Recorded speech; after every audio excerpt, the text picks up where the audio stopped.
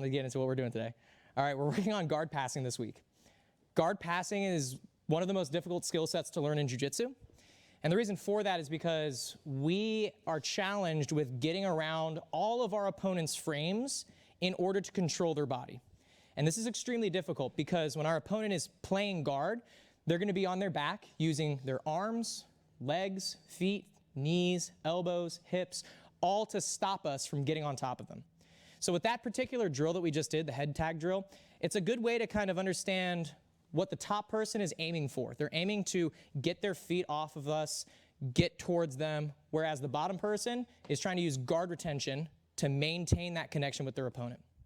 So, guys, our main concept for guard passing is turning our opponent's hips away from us so that we can control their hips. Now, this is easier said than done, but most, if not all of the best guard passes that we're going to learn are going to incorporate that concept of turning the opponent's knees away, aka turning their guard away from us so that we can control their hips. What we're going to be working on tonight is the knee slide, and this is one of the most fundamental, basic guard passes in jiu-jitsu because essentially all we're doing with a knee slide is just dropping through our opponent's legs, leading with our knee. However, guard passing is super technical. If we don't pick up the small technical details, then chances are we're just going to fail the guard pass, or worst case scenario, get swept or our back taken. So I want to demonstrate what the knee slide is going to look like. But first, if our opponent is in the seated guard, we need to understand that we're not just going to be able to pass their guard from here. And the reason for that is because he's sitting down and his back is not on the floor. In order to do a guard pass, I need my opponent's back on the ground, I need to be around their legs, and I need to control their hips. So if he's sitting up, I can't do the first part. I can't get his back onto the mat. So if your partner is sitting in the seated guard, all we're going to do is we're going to use the lever to connect into his hip. So if we rotate this way a little bit, I'm just going to use the lever to the hip to put him on his back. Okay? So this should be something automatic. As soon as I'm rolling against someone and they're in a seated guard position here, we call this the engagement phase. The engagement phase means we're kind of feeling each other out. I'm trying to initiate my guard pass. He's trying to initiate his guard sweeps like we did last week.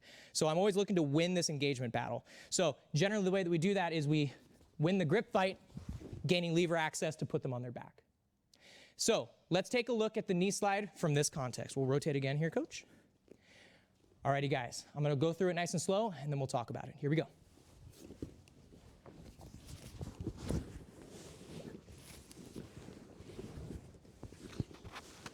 All right, so I was able to go from the top, past his legs, and to what we call the side mount position. Now, let's take a look at how we're doing that. The first detail and the first thing that we're going to work on is just getting to the knee slide position.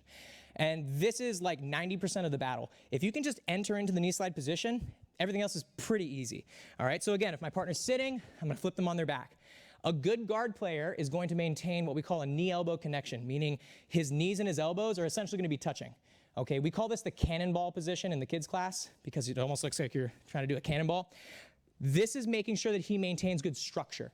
Okay, that's the specific positioning of our limbs. If his legs are all the way out here, this is terrible structure because now these are very easy levers to manipulate. I can simply push his legs and walk around them. So the bottom person, let's make sure we keep our knees and elbows in tight. What I'm going to do is I'm going to get my opponent into a split position. I'm basically going to split their legs apart. So to do this, I'm going to place one hand on his knee and the other hand on his hip. Now, a battle leg against arm is always going to be in their favor. So I'm not going to rely on how strong my arm is to push that leg down. I'm going to use my body weight to do it. So I'm going to walk towards that leg to pin his knee on the mat. Now, if you notice, my feet are relatively far away from him because if I'm too close to him, he starts to insert his hooks. And now he's won the engagement phase because he's setting up guard attacks. So I just always want to make sure that I keep my body back and my hands in front. So again, one hand on the knee, one hand on the hip. I'm going to walk and pin that knee on the mat.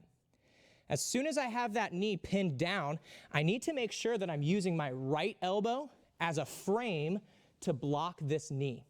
If my arm is just lazy, he's going to access a lever to create what we call a knee shield. And this is a super strong frame that's going to basically hold me up and prevent me from getting on top. So I'm going to keep my right elbow framing against that knee. And this is dynamic, all right? I'm using what we call regulated tension, meaning I'm not just pushing as hard as I can. I'm just pushing enough so that I can maintain this arm and this leg here. So if he moves his knee, I'm just gonna follow, okay? Up, down, in, out. So I'm just using regulated tension with my right arm to frame and keep his leg away. Now, once I'm here, I'm simply gonna take my right knee and slide it right over top of his leg.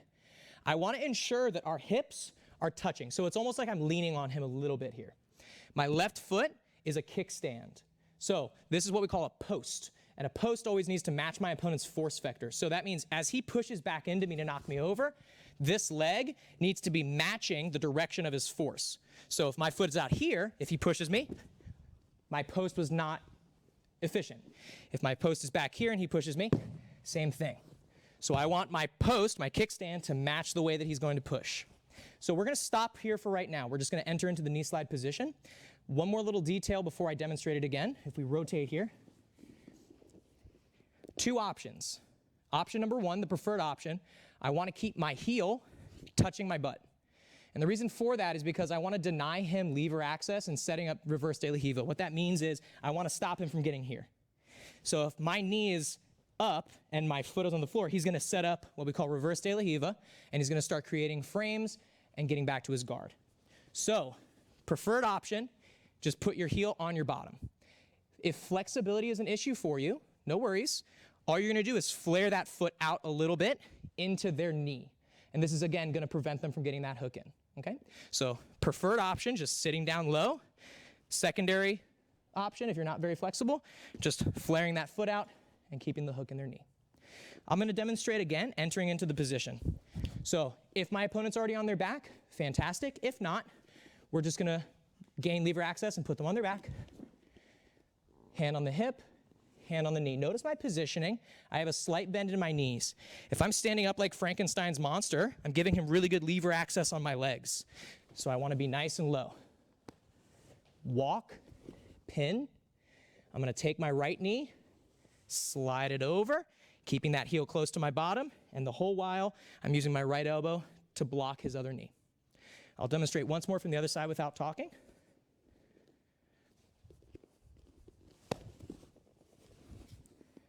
Okay, so this is one that we can practice multiple times before we switch top and bottom. So I want to see like 3 times and then switch top and bottom. So it'll look like this. 1, 2, and then 3, okay? And then once you feel comfortable, you can start doing the other side.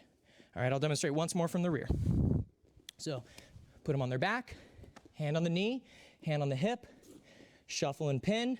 Make sure I'm blocking that knee, sliding my knee over, good kickstand, making sure I keep a good frame on that other knee. All right, guys, so again, passing is super technical, so we need to look at these little details because every single detail is gonna make or break it, all right? It's easy to fall into a sense of like false positive of if I just kind of do a crummy knee slide against someone who doesn't have a good guard, it might work, but against someone who has any semblance of a good guard, it's just not gonna be effective. So let's take the time to really touch this up. All right, any questions? Sure. On to 1, 2. Let's go, guys. Any questions so far about entering into the knee slide? Okay, so this is like 75% of the battle when it comes to doing this guard pass. The other portion of it is going to be dealing with our opponent's responses, and that's gonna be dealing with frames. Okay, so what we're gonna do right now is we're just gonna talk about some common situations we're gonna find ourselves in. So let's go ahead and run back here. So I got into the knee slide position. Everything's looking good. I have a good frame blocking their knee. I'm keeping the space closed with my heel, good post, and I'm ready. So the first frame that we're going to encounter, and again, a frame is just a structure that's going to maintain our weight and keep us off of somebody, is going to be the top hand, okay? Now, he could be using a collar grip. For right now, for our purposes, they're just gonna be kind of pushing our shoulder away, okay? This is very common. And again, the reason they're doing this is because he doesn't want me to continue moving my body forward. So if I just continue to move my body forward, I'm offsetting my own base. So as I start to move forward, he can just do a hip shovel, turn his hips over, and start sweeping me. So I wanna make sure that I'm not just blindly flying and dropping into frames because it's gonna be easy for my partner to counter that and sweep me over. So we're gonna deal with this frame by simply moving our body. Now, what I'm gonna do is I'm gonna duck my head underneath this arm so that I can get an underhook, okay? So if he has the hand posting on me like this is the easiest way, okay? All we're gonna do is duck and move our head underneath it. If his forearm is in front of me, this one is a little bit trickier, okay? But it's gonna be the same concept. I'm simply gonna duck my head under and get underneath that arm. Again, anytime we're met with a frame, I'm simply gonna move my body around it or change my orientation, okay? So for right now, for simplicity's sake, they're just gonna be pushing us away with that hand, okay?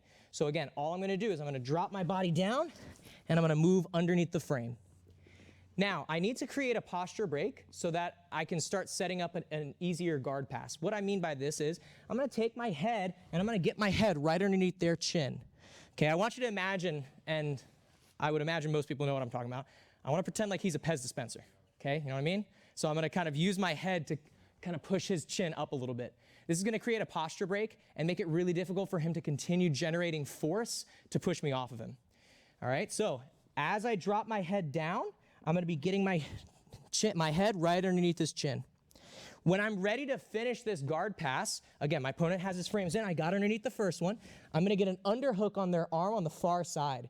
This is gonna prevent them from sitting up and taking my back. If I don't go underneath this arm, and I'm just sliding past him, he's gonna continue to go around, and he's gonna start attacking my back. So I wanna use this underhook to prevent him from coming up on top of me. Now, I'm gonna reach and go overhook on the bottom arm. Now, this is going to make it so that I can prevent him from framing and pushing me away with this arm. Now, when I'm ready to finish this guard pass, I'm not yet going to bring my head perpendicular. Because again, if I start to move my head over top of his body, he can hip shovel and switch his hips, and again, sweep me over. So what I'm going to do instead is I'm going to pin the shoulder down. Once I'm here in this position, I'm going to slide my head underneath his so that my head, his arm, my arm. Okay, so it's like a sandwich for his head. So I'm still pulling this arm up. Now, it's going to be very difficult for him to simply roll me over. And it's going to be very easy for me to finish this pass. So all I'm going to do from here, guys, is I'm going to start to drop my hip onto the floor. And now, my hip is in contact with his hip.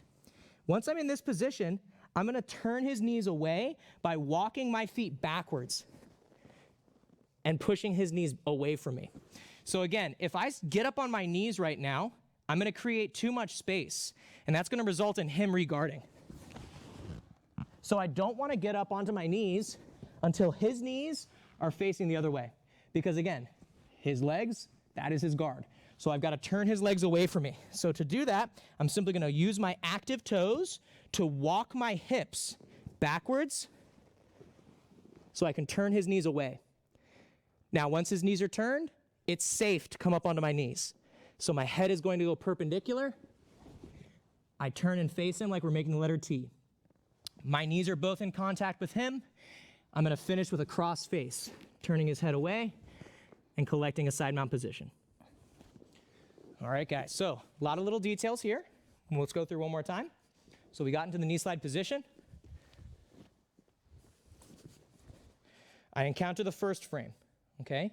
Remember, when I encounter this first frame, it's okay for me to use my left hand to simply push it and drop. But if I feel a little bit uneasy about that, I can simply drop my head underneath it. So you feel it out, okay? If you don't feel threatened, just take your hand and push it off you, right? Simple solutions are sometimes the best. So again, I'm here, I'm encountering a frame, I'm gonna duck underneath it. As soon as I duck underneath that frame, I wanna start getting my underhook. We can grab the collar or simply just place our hand on the mat. Now, once I'm here, I don't wanna go perpendicular yet, so I'm gonna drop my head to the mat, making sure I'm pulling this arm out from underneath him. As I slide my hip to the floor, I want my hip to be dropping right next to his hip. Now, once we're in this position, I'm gonna start turning his knees away. As soon as his knees are turned away, I come up and immediately get my cross face to break his posture. Remember, our alignment principle is all about base posture and structure, okay?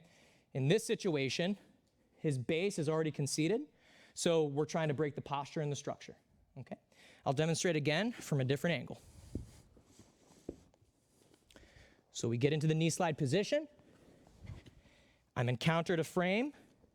He's pushing me away. I can simply duck underneath it, or I can use my hand to disengage and then drop. I get my underhook, and I'm always trying to pull this arm out of my way because this is going to be another frame that we're going to have to deal with, guys. So I could either hug it and hold the elbow or simply pull the sleeve. Obviously, if he doesn't have the gi, I'm not going to be able to grab the sleeve, so I can just hold the elbow here. When I'm ready, I'm going to drop my head next to his. I'm going to slide my hips down to the mat. Turning his knees away, I can now get up perpendicular and finish with a strong cross face. Alrighty, guys. So, does anybody have any questions on these details before we start drilling? Does anybody need to see it again? I'll demonstrate one more time from the rear just so that you can see some more of the footwork. Last one. Here we go, guys.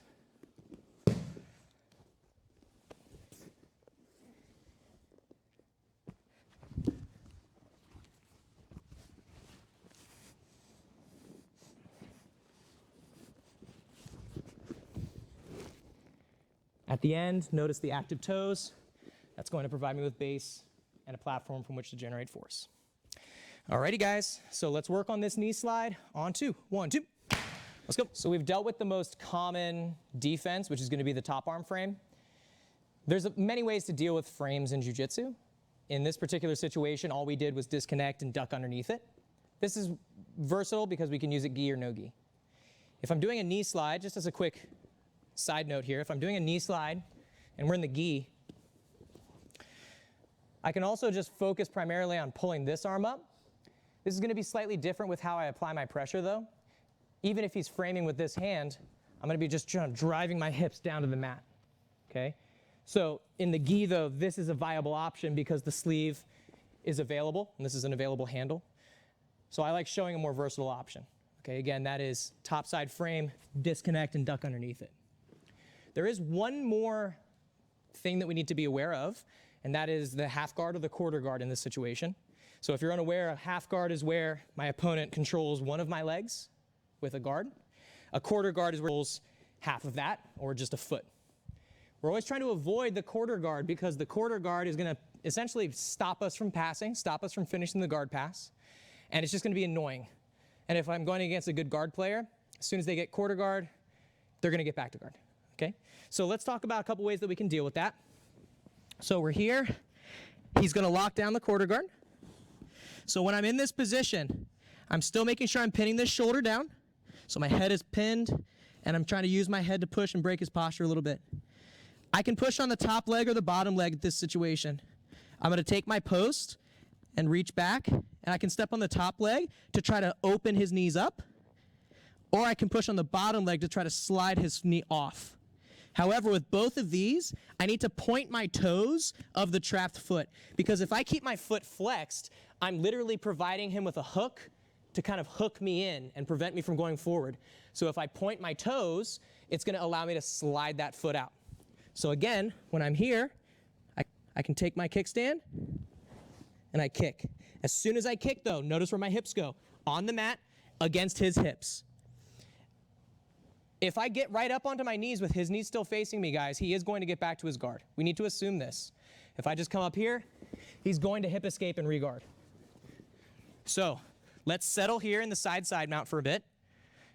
Use this position to start turning his knees away, and then you can come up when it's safe. So I want you guys to really focus on that ending detail, because that's not simply a thing you'll do in the knee slide. It's a movement that we'll do in many different guard passing scenarios, using the hips to turn the knees away. Because remember, our primary concept for passing, turn the opponent's knees away and then control their hips. So again, guys, we're going to add in the quarter guard at the end, defeating that. So we're already here. I've got my underhook. I'm pinning their shoulder down, and I'm controlling their frame. He's going to try to clamp onto my foot. So bottom person, all you're going to do is just kind of like take your knees and kind of pinch their foot, desperately trying to get back to guard. So I can try pushing the top or the bottom. You know, there's preferences. People like doing different ones. It doesn't really matter, guys. You can push either one. But remember, whatever one I push, I point the toes of the trapped leg. Okay, I point here. And now once I'm done, I can reflex so that I can get active toes again. And then when I'm ready, turn the hips away and then finish. So I want you guys to be able to feel confident with whatever position I find myself in the knee slide. I'm going to be able to deal with it and finish the guard pass. On Thursday, we're going to talk about how we can use the knee slide to set up different passes, namely the X pass, when our opponent defends by using a strong knee elbow connection. Okay? So the knee slide, really strong, guys. Let's do one more round, adding in the quarter guard, getting that leg free, and then move into drilling. Any questions? Ready, 1, 2. So working on guard passing, our concept being turning the knees, controlling the hips. The knee slide is a very easy guard pass, and you may be sitting there being like, there was like 1,000 details. We go over a lot of details to make it foolproof. The guard pass itself is pretty easy. You're just basically sliding over top of your opponent's leg. However, if you only use it in that sort of context, then you're not going to be able to pass very many guards. So that's why we had to put in a lot of important details to secure the position, more so than just how fast can I throw my body through somebody's legs. So it's all about control, not only controlling our opponent, but controlling our body. Because if we can control these two things, it doesn't matter how big, how strong, how much more experienced my opponent is, I'm going to be able to use my techniques efficiently. If my only techniques rely on strength, speed, flexibility, then it'll work against some people, but not against most. Alrighty, guys, does anybody have any questions on this knee slide that we worked on tonight? All right, so again, for next class on Thursday, we're going to revisit the knee slide, but we're going to look at it in the context of setting up a different pass when we encounter a knee-elbow connection to set up our X pass. All right, guys, so let's get our water and any protective gear, and then we'll come back and talk about our passing drill. Ready? 1, 2.